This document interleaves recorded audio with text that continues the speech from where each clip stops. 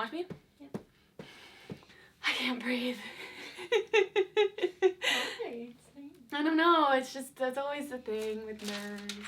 Hello everyone, my name is Caitlin, welcome back to my channel. So I'm so excited about this week's video because I've wanted to do this series for a while now because I feel like a lot of people don't know that a lot of DComs are based on books. And I had to start with Lemonade Mouth first, of course, because it is one of my personal favorite DComs and I know it's a lot of your guys' favorites as well. So I basically wanted to do a comparison video where we take the book and compare it to the movie based on 4 sections. So first we're going to talk about what they kept in, and then what they changed, then what they left out completely, and then what they added, and then of course my overall thoughts of like the book versus the movie. So with all that being said, let's just jump right into it. So the novel is told from each band member's perspectives, compiled through the scene queen is how she's described in the book, but she's also Moe's best friend. Her name is Naomi, and we don't really see much of her, but she's the one who like decided to make the book a thing.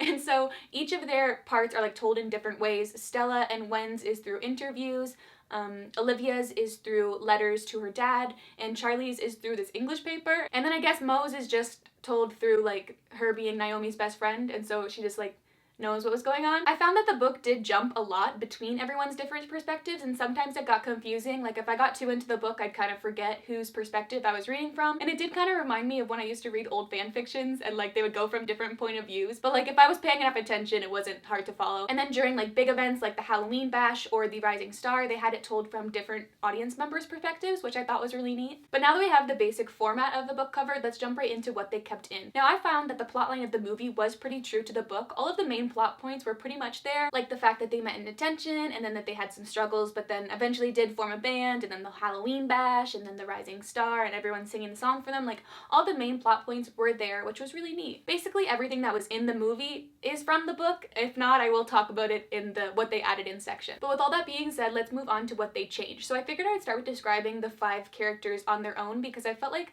a lot of their personality or just like looks were changed a lot for the movie. So starting with Stella, I definitely think that her character was a lot more developed in the book. This is probably because a lot of the stuff that she does, we see her doing from her perspective, and so it kind of explains more like what's going on in her head and makes her more of a likable character in my opinion. The concept of her feeling like she's not smart enough to be in her family is definitely a big thing in the book. It's this common thing in the book that she keeps this IQ test that she did in her back pocket everywhere she goes because she only got an 84 on it, and she keeps like reminding herself that she's not smart enough or that she's too slow, and it's really sad to see. But then her character development throughout the book is really nice because she has this such negative opinion on her intelligence. She was actually motivated to cut all of her hair off in the beginning of the book because she got this IQ test and was so like disappointed in herself. And then she later dyes her hair green, so there's that as well. And as well as her 2 twin brothers, she also has an older sister named Clea and a stepdad named Leonard, and her home life is just a lot more expanded on in the book. So moving on to Wen, I found that he was pretty similar to his movie counterpart, except for the fact that he's supposed to be blonde and wears glasses. Other than that, I feel like he was pretty much the same, except for he does have a younger brother named George instead of a younger sister, so there's that. But other than that, he was pretty similar, I think. So moving on to Olivia, physically speaking, she's probably the most different book versus movie, and to explain this, I'll just read how Wen first describes her on page 8. Okay, here we go. Olivia Whitehead, a large, silent girl with shapeless hair that hung in a flat sheet around her head and often looked like it could use a good wash. So that's a little different from Bridget Mendler. It's not like I'm upset about this, I just feel like it would have been interesting to see someone who's a bit, like, not conventionally attractive as the lead role. Like, obviously I love Bridget Mendler, and I do think that having her in the film made this film really good. It's just, I don't know. I think that it would be nice to see more non-conventionally attractive people on Disney Channel, and this would have been like a good opportunity to do that. Personality speaking though, I do feel like Olivia in the movie was pretty true to the book. I just felt like in the book they were able to elaborate more on her personality, and they really showcased her stage fright a lot better. Like it doesn't just kind of go away like it does in the film. Like it's a constant struggle throughout the book that she's like dealing with, and I felt like that was a lot more realistic, and overall her character just felt a lot more real in the book. They also killed her mom off in the movie, which I guess is a normal thing for Disney, but in the book they are teen parents, and then the mom just abandons her when she's born, so she basically is raised by her dad, and that's why her relationship with her dad is a lot better. She's constantly writing to him, and she does visit him while he's in jail, and she does show a lot of love for her dad in the book, which was really a nice thing to see. Also, this is just like a little detail, but Nancy is actually her dad's cat, not her mom's, because obviously her mom has like never really been a part of her life. But moving on to Charlie, I would say the main difference for his character would be the fact that his brother Aaron, not Tommy, is actually dead. He was stillborn and they were twins, and so that really has had an effect on him. He constantly has Aaron in his head, like talking to him. So this pressure that he's facing is a lot more internal because he's constantly comparing himself to this brother that doesn't exist, whereas in the movie he's compared to his real brother, and like I can see why they did it in the movie, but it really made for an interesting plot point in the book. Other than that, Charlie is pretty similar. He still has a crush on Moe and is like a pretty awkward but chill guy. But moving on to Moe, I would say she's probably the truest to her movie counterpart. They do a good job of highlighting how hard it is for her to be that perfect Indian girl that her parents want her to be. The book also does a really good job of elaborating further on her culture, and that was really nice to read and learn more about. But now that we've covered the characters, let's move on to the music, because that was something that I really wasn't sure what to expect going into the book, but then was really pleasantly surprised by. The book version of Lemonade Mouth's music definitely sounded more alternative or indie sounding.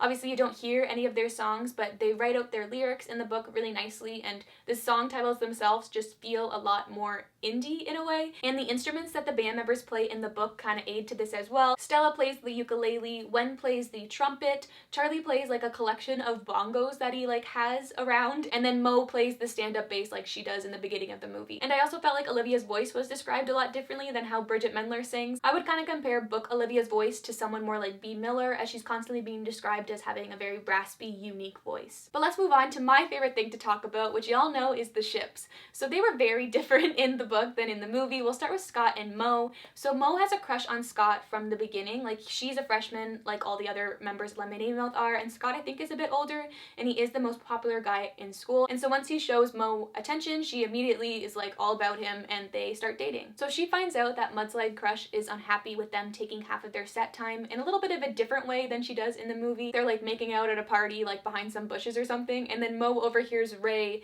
talking about how Lemonade Mouth is taking half of their time and how he's like really mad about these losers taking their set. And so Scott is trying to get his hand up her shirt when Moe is like, wait, I want to know what he's saying, as a way to like know what he's saying, but also as a way to get Scott to stop putting his hand up her shirt. And so I found that to be interesting, and it also really highlights how bad of a character Scott is in the book. At one point in the book, she also hears that he's been cheating on her, but that's never really confirmed because Scott denies it. It's not until later that she sees him making out with someone else that they do break up. And so they break up, which brings us to Moe and Charlie. So Charlie is head over heels for Moe since the very beginning of the book, just like in the movie, and once the band is formed, they actually become really good friends. Like, they talk all the time and they hang out all the time. And while Moe and Scott are dating, she talks to Charlie about him a lot. The scene in the movie where she's like, "You're a guy, right?" is basically word for word from the book, which was really nice. And while she is dating Scott, she also makes it very clear to Charlie that they are just friends and could never see them as anything more than friends, which really hurts Charlie. But then once Moe and Scott break up, he does confess how he feels for her like he does in the movie,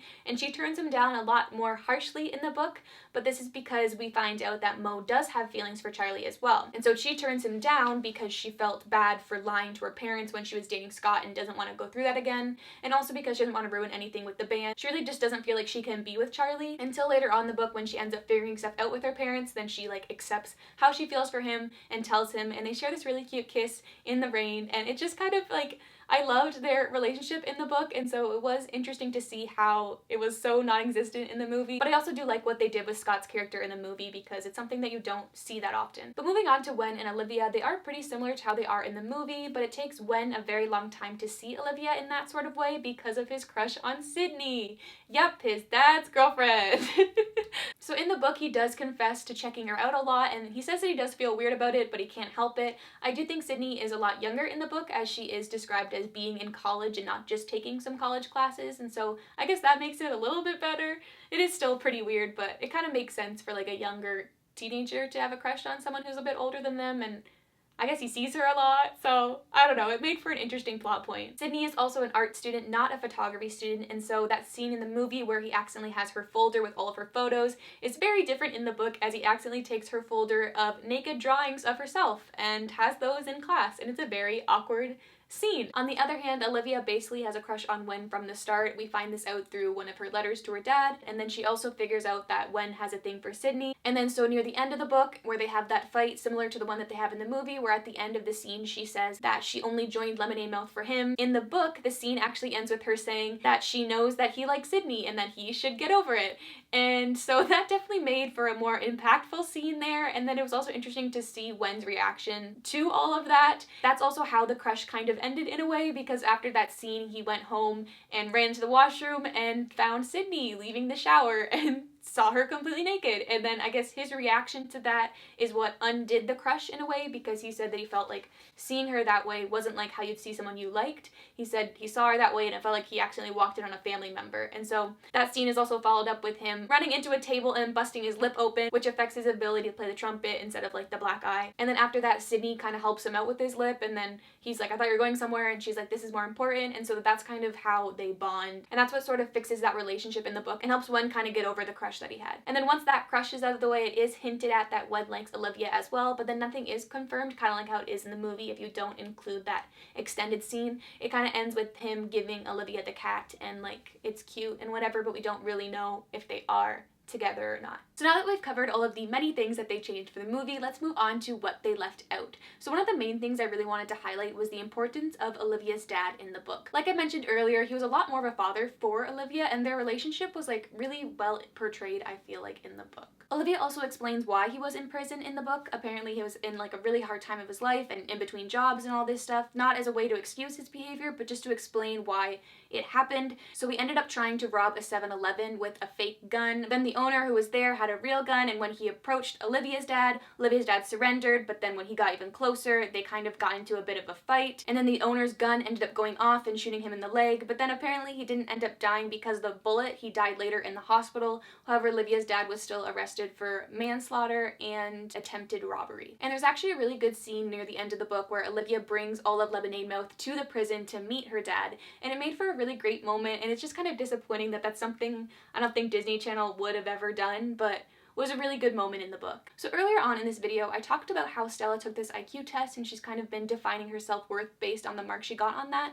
And I talked about how it really was a good developing point for her character, but I didn't really fully explain why. There was a really good moment near the end of the book where Stella finds out that she has a learning disability, and it kind of explains why she was feeling the way she was feeling, and it really helps her self-confidence into kind of giving an explanation as to why she is the way she is, and it was just a really great moment, and I think that that would have been interesting if they would have added that into the film. Now let's move on to all of the wonderful things that the Lemonade Mouth movie added that weren't in the book at all. So first of all, the whole holding cell scene when Lemonade Mouth are arrested and they end up singing Turn Up the Music and then their parents come and pick them up. Yeah, all of that is completely movie only. It's not in the book whatsoever. And I would also say that basically the whole ending of the movie is completely different and completely film only. After the Rising Star performance and everyone sings for them, that's kind of when the movie takes a turn away from the book. The book actually ends with Lemonade Mouth performing at Wen's dad and Sydney's wedding, whereas we all know that the movie ends with them performing at Madison Square Garden, which is a bit of a reach for just some high school band. And then of course all of Scott's redemption and him being added into the band is completely film only. He's basically trash in the book, like I mentioned earlier. And then Miss Resnick does not get a whole brand new auditorium.